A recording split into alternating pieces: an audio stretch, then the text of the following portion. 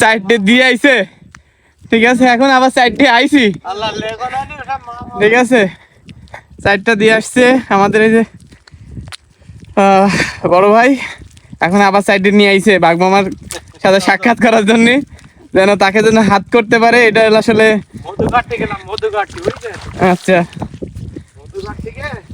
হ্যাঁ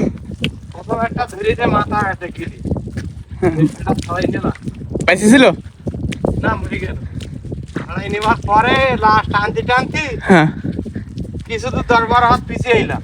হ্যাঁ, আসার পরে ও আবার জামতে আমার মাথার উপর থেকে আর আমার সেই বন্ধু লোকের দিকে, তারপর তারপরে সারা ছড়াই দিলাম।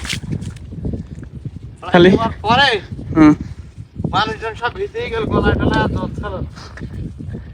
তখন সুযোগ পাইছে মনে করেন যে দৌড় মারে আসতেছে,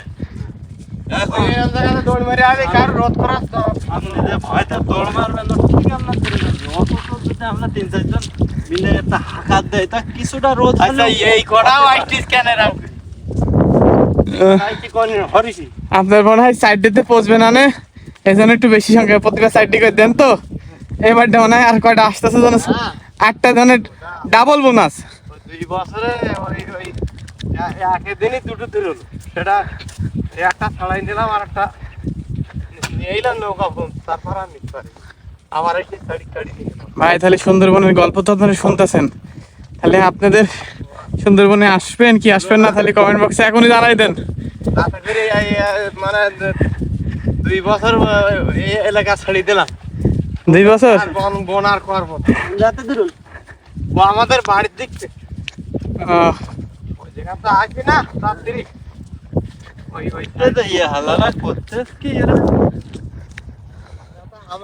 চিন্তা করেন।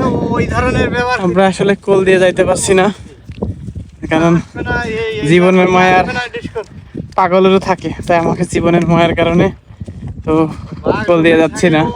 তারপর যে মানুষের সাথে যাচ্ছি আমাদের একটু ভয় লাগতেছে, কারণ সে অলরেডি সাইডে দিয়ে গেছে, এখন আবার সাইডে নিয়ে আইছে। কি করবে আল্লাহ জানে।